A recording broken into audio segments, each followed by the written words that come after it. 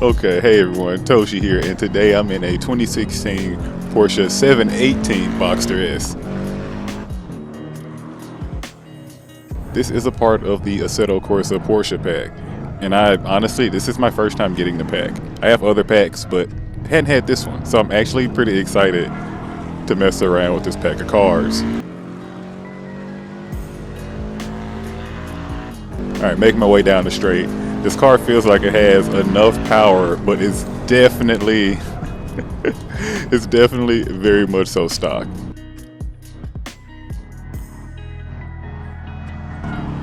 Turn in feels pretty good, but you feel that weight start to kick around when you really start digging in those turns. Alright, let's see what we can get for somewhat of a fast lap. I'm definitely hard on the brakes. For whatever reason, after dealing with that Evo 5, this thing feels pretty heavy. And that MRS, oh man, the MRS is just so light. But yeah, coming to this, I hate to say it, a Porsche feels heavy right now. And it's so weird to say.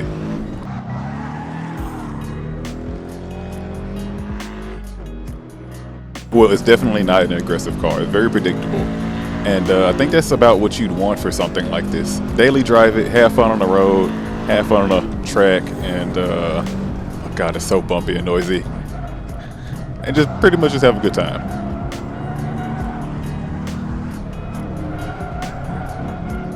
Really fast into that turn.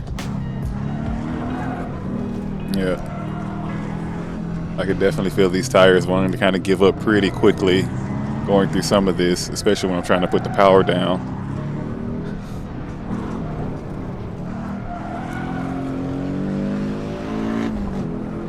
Honestly, at this time, though, that's about the average for a lot of normal cars around here, 130s. So, not too upset about that. Now that I have given this one a lap, I'm going to go hop in a few of the other Porsches that came in this pack, and we'll give them like a nice little base test around the track here. Although it's going to be hard trying to swap between cars because I'm pretty sure they're all going to be fun.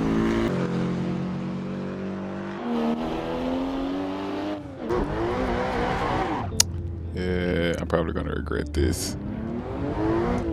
Okay. We're back on the track. This time we are in the 2016 Porsche Cayman GT4. And honestly, I'm really excited to be in this one because this is the one I don't want to say settle for because this is still a lot of car. But if I had to choose one at the end of the day that I'm like not trying to go spend GT4 money on, I mean like the actual GT4 money on, then yeah, I'd get one of these. So going down the straight already, I could definitely tell there's a little bit more power in this one, and it's definitely feeling more stable going down the straight, especially in these turns. Let's see how it does in this section. This is definitely a little bit faster of a section in the track. Letting it kind of slide through there, brake, dive in. Now I know most cars, they love to kind of dance around this area, or more so I do.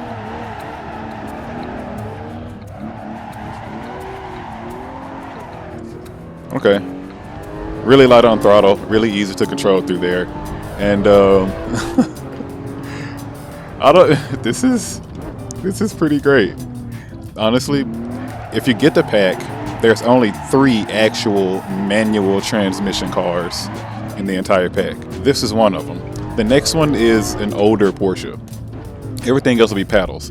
This is literally one of the 3 cars in a pack that is actually a manual transmission car. Everything else is a paddle. Sadly, I'm talking, I'm not going as fast as I should be around this lap, but still, everything else is a paddle. So being able to have this one,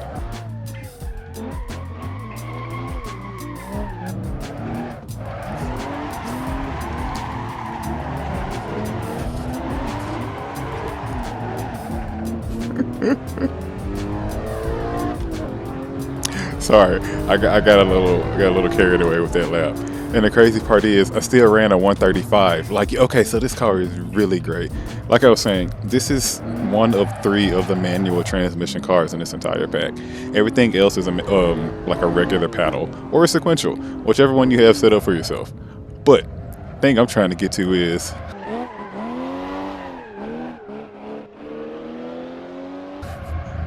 this is some pretty good fun. Honestly, with the way this feels, I don't see myself needing or wanting to really switch to any other PDK cars that they have in the pack. Just knowing that this can keep me entertained. It has speed, it has the pedals that I want to use. Like, this is great. But once I can set a pretty decent lap time in this, I'll go get in another one just so I can see if I can be convinced if the automatic is the way to go.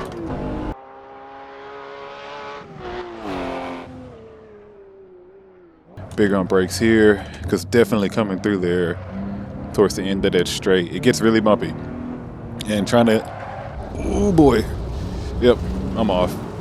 That sucks. But trying to get through that part, I should have downshifted back there. Trying to get through that part and come out of there straight and have a nice braking section without having the car being upset. It's kind of rare depending on how good the car is. I know you're probably thinking like, what are you talking about? But trying to go from 130 miles per hour to 50 over a smooth surface is going to be different versus trying to do it over a bumpy surface. And you can definitely tell that with all the different cars here.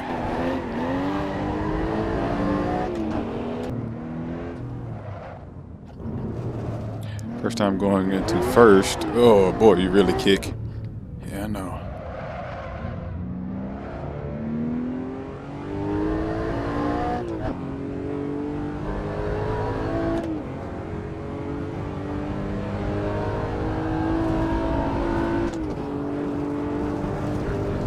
I'm not trying to let it go to red line, but I'm hearing it was a certain part in the engine note where it was like if I shifted there, it just felt like it would be the right spot. I don't know if that was right or not, but it was definitely right there before a red line.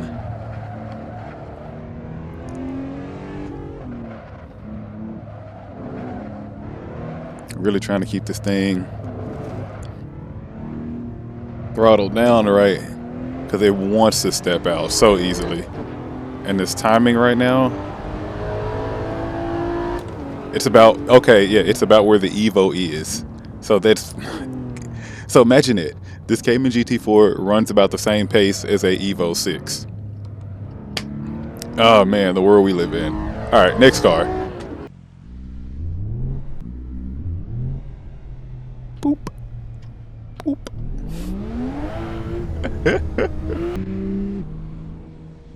Here we are on track in the 2016 911 GT3 RS. This is the one that I was talking about. This is the one that you really have to commit to saying you want this in life. As I try to just baby it around track just so I can get used to it. I don't want to fully, oh, that downshift. I don't want to fully embarrass myself here, as I've also switched to the smaller diameter wheel to enjoy the paddles.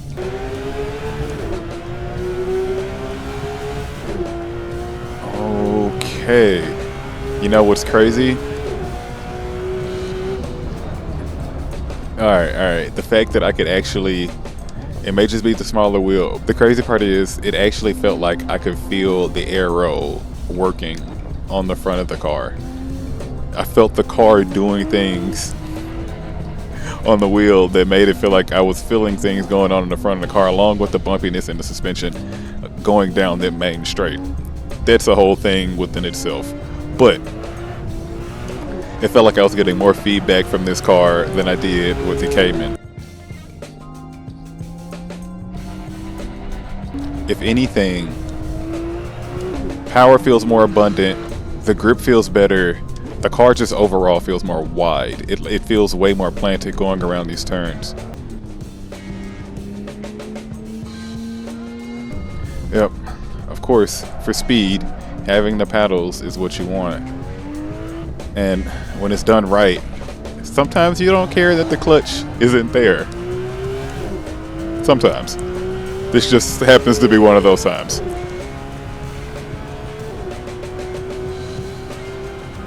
$140.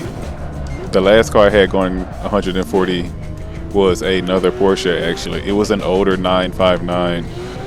I drove it and I did a comparison, a soft comparison against it in the MRS video. And honestly, to drive that car knowing it had as much power as it did and that it still made the same time as the MRS, knowing that it was like 200 less horsepower, but just weighed less. It just made more sense that the driving experience and actually what you could actually do with the car is why you would get your time versus just having a bunch of power. For instance, that 125, I can't push this car that hard. It's not in me to do so. So that 125 that I have is like my now nice standard for cars here at this track. Just like the Evo, just like the other GT4. This GT3 is got way too much going on for me to be able to give this any faster, I'm sure, without probably sending me to a wall somewhere. So, the best thing I can do, I'm going to attempt to turn on traction control after I get this lap and see if I can get any faster. But for the most part, it's definitely something where you have to actually learn the car. And this is a lot to learn. So, as you can tell, I'm actually trying to get a pretty decent lap in the car that I know for a fact is extremely better. I literally went off in the grass last time trying to come through this straight. So I'm trying to do a little bit of left foot braking to compensate.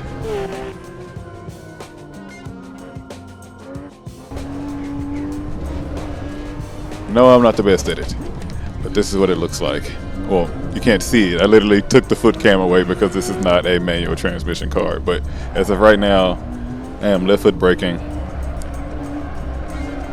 and it feels so weird.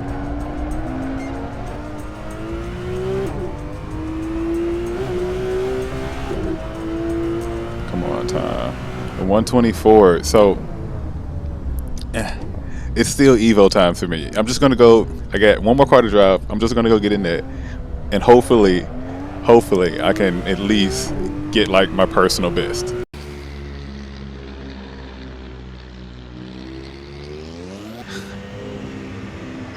This is a whole other level of car. The turbo coming on. This power. The brakes are actually frighteningly good.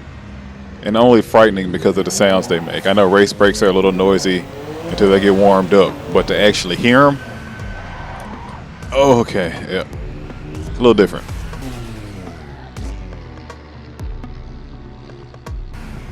So, this is a 1984 Porsche 962C Longtail, and I don't know much about vintage race cars.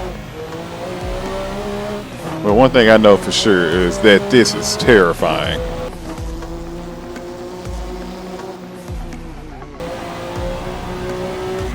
Okay. Yeah, that squeak in the chassis, you can finally see how bumpy it is because no other car is squeaked that way coming down that straight. Okay. Why did you race in this back then? You people were crazy. I love it.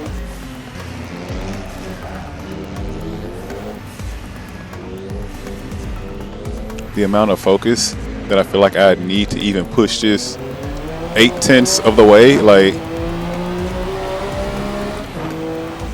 I'm on a soft tire compound. I was thinking it might serve me a little bit better. Oh my God.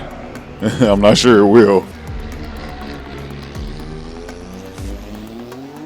You know, turbo turn down might actually be a good thing. Rocking 60% of the turbo here. Say what you will, I can admit I'm not ready for that.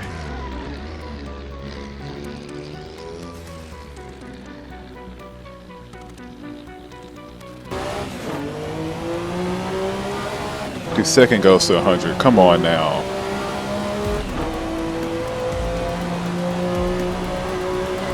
Oh, that wheel really starts to bounce up in there. Oh my God. I'm gonna need a few with this one. I feel like you have to keep this thing under some sort of speed to keep error on it, because otherwise you have no other grip. Like, whatever grip that they thought they made in these cars back then were... How did you do it?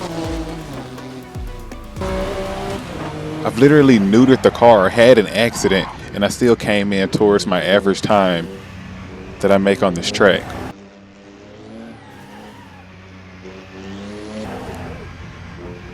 Okay, so One thing I'm learning definitely now, third lap in, of course, I need to not get on the rumble strips. And if I do, I don't need to be accelerating. The car is not stable enough to handle that, and I love to cut turns. But in this particular case, it's not very good in this. Jesus, it's not very good in this car. And even when I think I'm soft on throttle, this thing just goes. Talk about roll on. Alright. Try to nail this braking better. I'm already going to start. As soon as I start to hear the chassis give me that sound, I'm going to just start braking.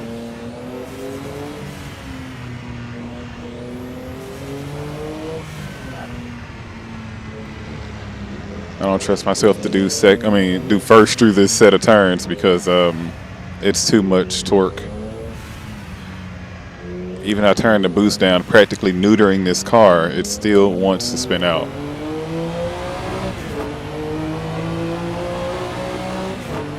Okay, this is definitely my personal best on this track. I'm going to give it one more flyer and then I'm going to wrap this episode up. It is a bit of a longer one, but it is definitely an experience driving all these cars.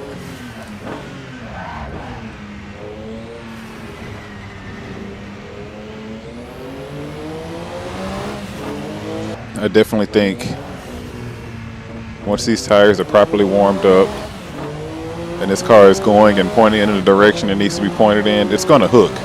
You have to be ready for it, and this definitely does it different than anything I'm used to. First time going into fifth, heavy on brakes, into second. I hit 152 back there. I'm going to try first.